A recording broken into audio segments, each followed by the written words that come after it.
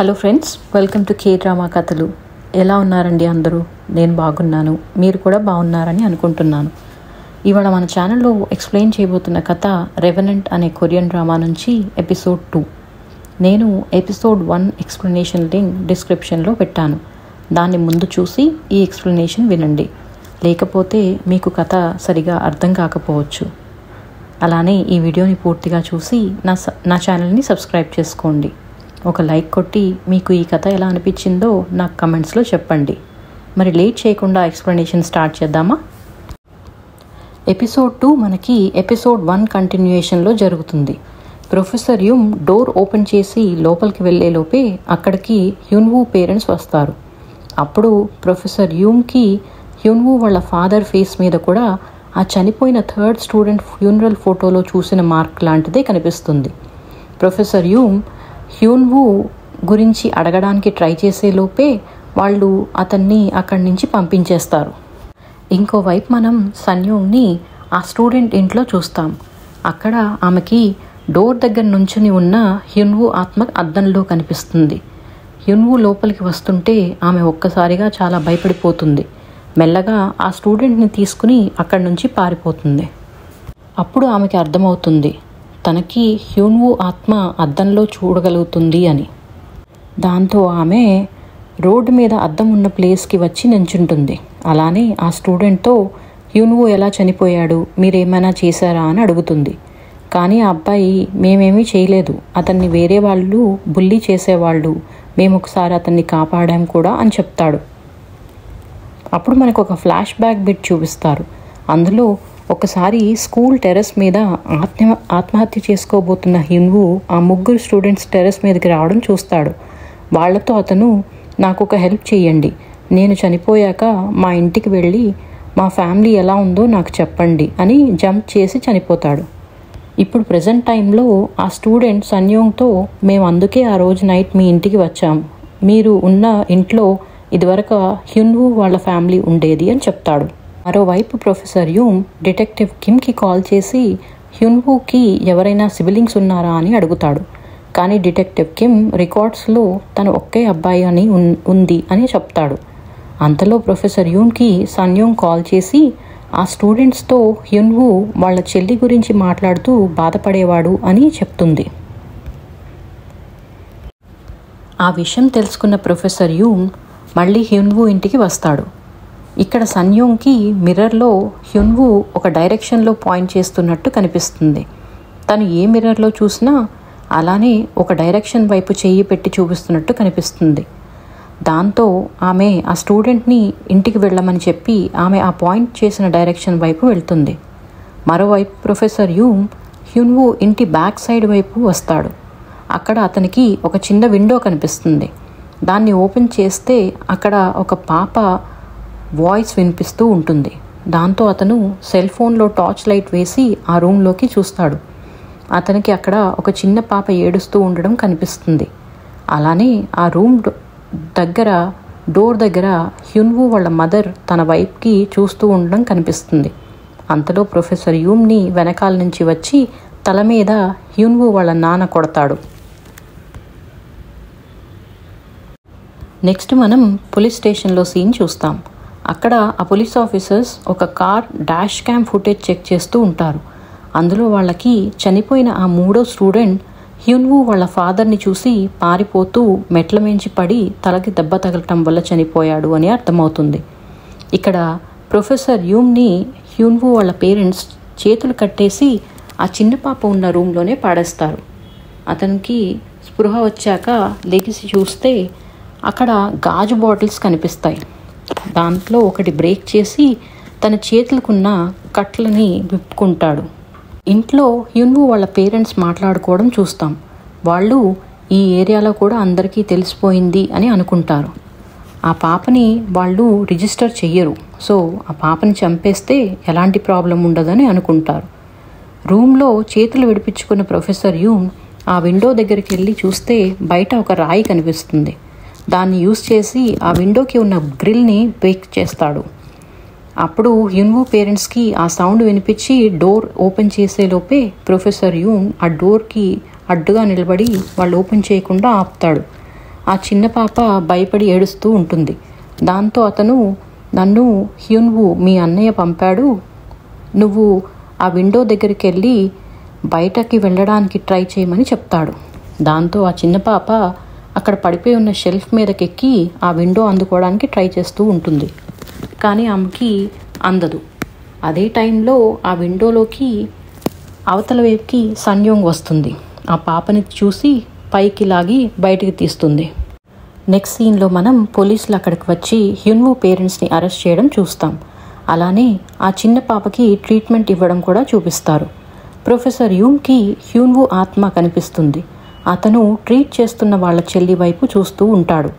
మనకి ఒక flash back బిట్లో హ్యూన్వు వాళ్ళ పేరెంట్స్ పడుకున్న తర్వాత వాళ్ళ చెల్లి ఉన్న రూమ్లోకి వచ్చి ఆమెకి ఫుడ్ ఇస్తూ ఉంటాడు. అలానే ఆమెతో, నేను నిన్ను ఇక్కడి నుంచి బయటికి తీసుకుని వెళ్తాను అని అంటాడు. ఇక్కడ ప్రజెంట్ టైంలో ట్రీట్మెంట్ తీసుకుంటున్న చెల్లిని చూసి హ్యూన్వు ఆత్మ మాయమైపోతుంది. అప్పుడు సన్యోంగ్ ప్రొఫెసర్ యూమ్తో, ఇప్పుడు అంతా పూర్తయినట్టే కదా అంటుంది.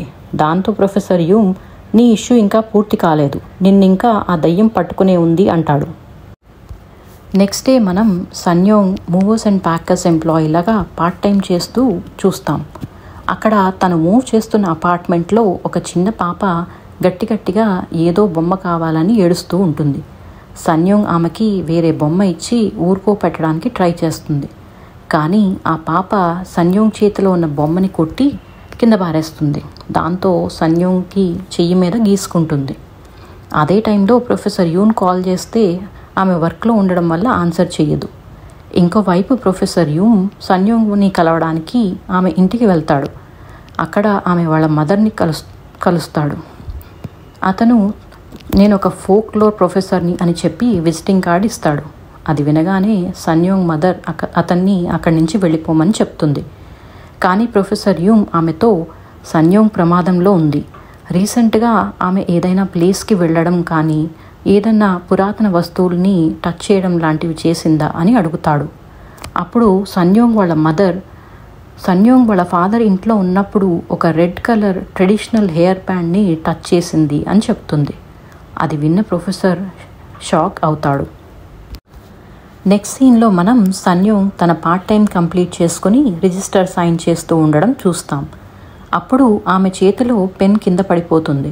తను మెల్లగా ఆ పెన్ని లెఫ్ట్ హ్యాండ్తో పిక్ చేసుకుని సైన్ చేస్తుంది. అప్పటి నుంచి సన్యోంగ్ కొంచెం వింతగా బిహేవ్ చేస్తూ ఉంటుంది. ఆమె ఒక పార్క్లో బెంచ్ దగ్గరికి వెళ్ళి కూర్చుని ఆ అపార్ట్మెంట్ నుంచి తీసుకొచ్చిన బొమ్మని నైఫ్తో ముఖం మీద ఘాట్లు పెడుతూ ఉంటుంది. అలానే, నీకు డబ్బు ఉన్న పేరెంట్స్ ఉన్నా అంత పొగరుగా ఉన్నావు, అసలు మేనర్స్ లేవు అని అంటుంది.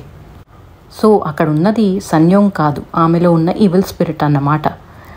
సడన్గా సన్యోంగ్కి మళ్ళీ స్పృహ వచ్చినట్టు అవుతుంది.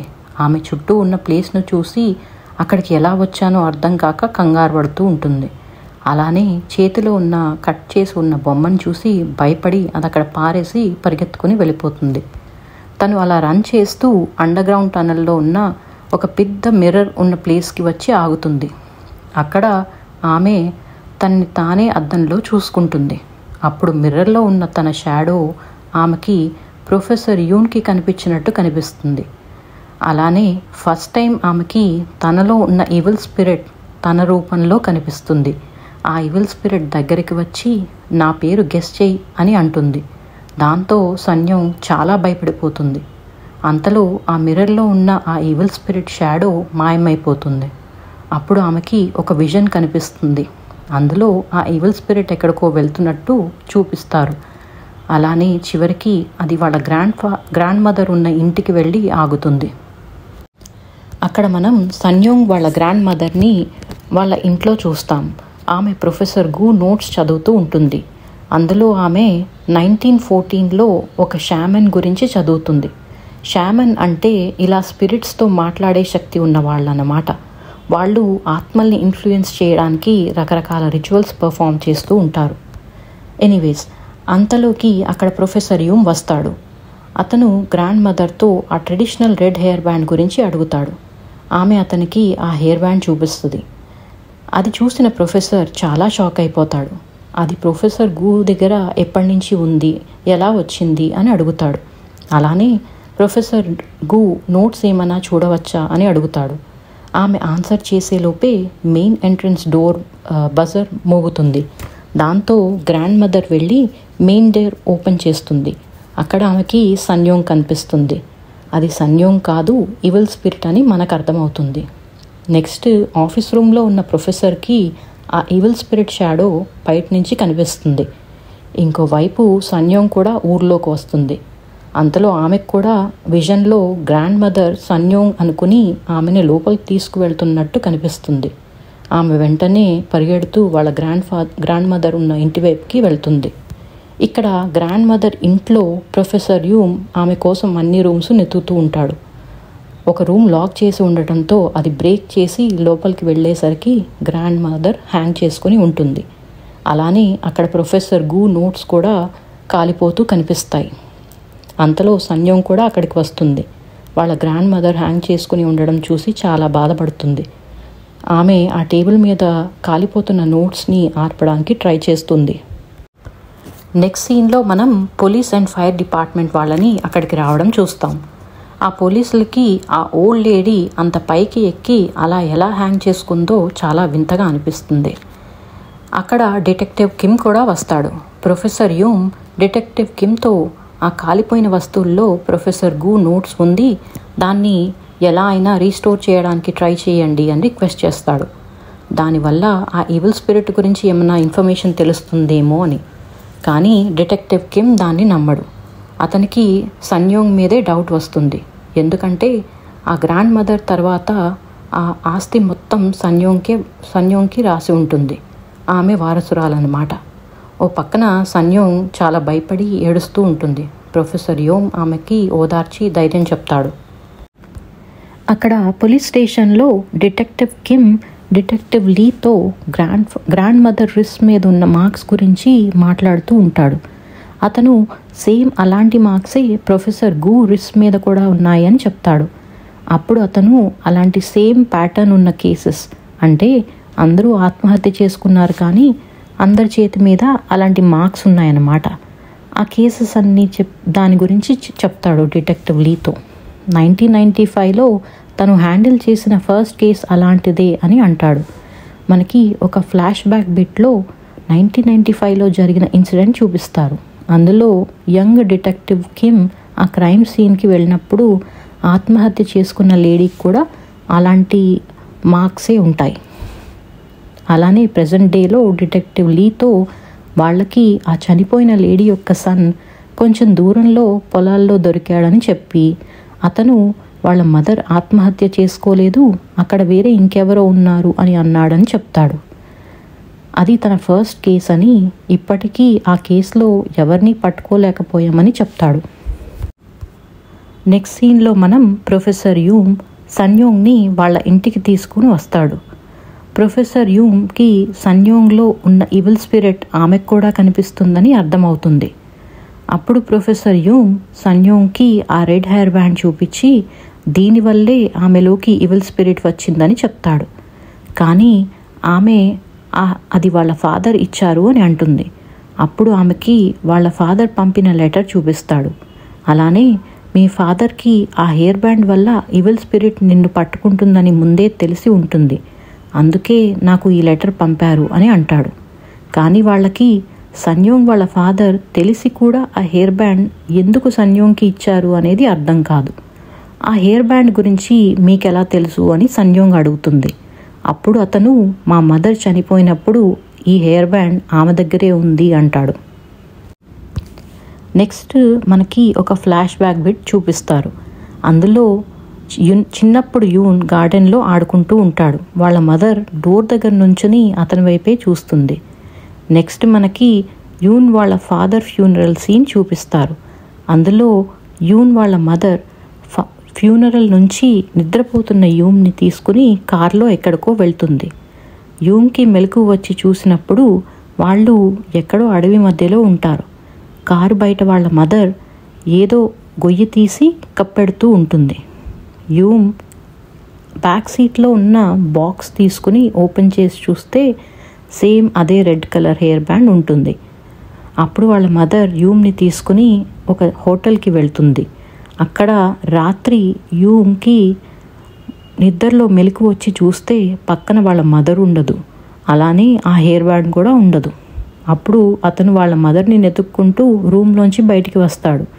అంతలో ఎవరో మెయిన్ డోర్ నాక్ చేస్తూ ఉంటారు. కానీ వాళ్ళ మదర్ వద్దు, ఓపెన్ చేయొద్దు అని చెప్పే లోపే యూమ్ ఆ మెయిన్ డోర్ ఓపెన్ చేసేస్తాడు. అక్కడ తనకి సేమ్ ఈవిల్ స్పిరిట్ షాడో కనిపిస్తుంది.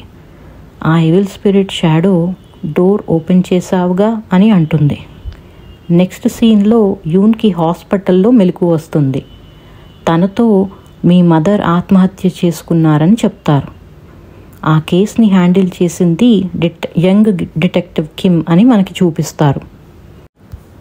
ప్రెజెంట్ డేలో మనం ప్రొఫెసర్ యూమ్ సన్యోంగ్తో మా మదర్ ఆత్మహత్య చేసుకోలేదు అని చెప్పి ఆమె తూర్పు వైపుగా వెళ్తుంది. ఎందుకంటే సన్ రైజ్ అయ్యే సైడ్ ఆత్మలు రావు అని అంటారు కాబట్టి అని చెప్తాడు.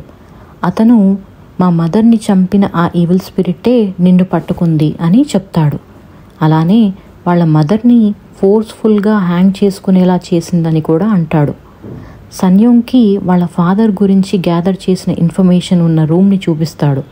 ఆమెతో మీ ఫాదర్ కూడా ఆ ఈవిల్ స్పిరిట్ రీసెర్చ్ చేసి ఆర్టికల్స్ పబ్లిష్ చేశారు అని చెప్తాడు. కానీ ఆ రెడ్ హెయిర్ బ్యాండ్ మీ ఫాదర్ దగ్గరికి ఎలా వచ్చిందో అనేది ఆ విషయం నేను తెలుసుకోవాలి అంటాడు. సన్యోంగ్కి అప్పుడు ఆ ఈవిల్ స్పిరిట్స్ వల్ల వచ్చిన విజన్స్లో వాళ్ళ ఫాదర్ నోట్స్ ఉన్న బుక్ చూసినట్టు గుర్తు వస్తుంది.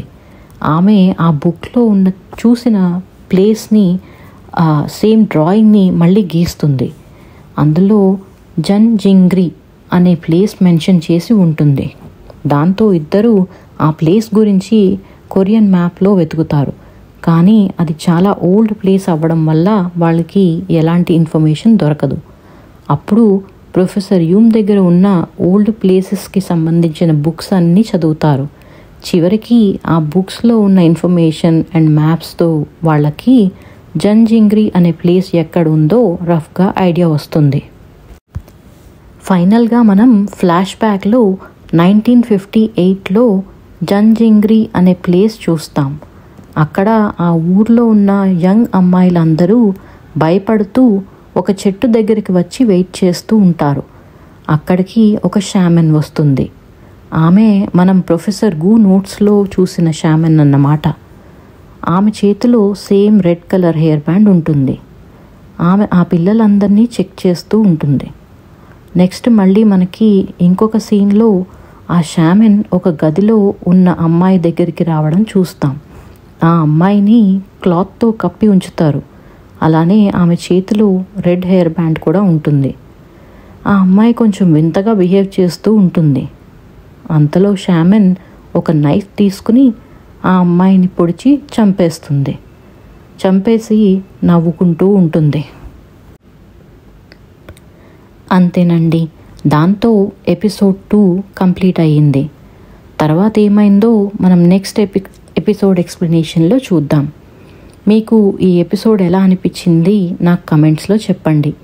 అలానే నా ఛానల్ని సబ్స్క్రైబ్ చేసుకుని ఈ వీడియోకి ఒక లైక్ కొట్టండి.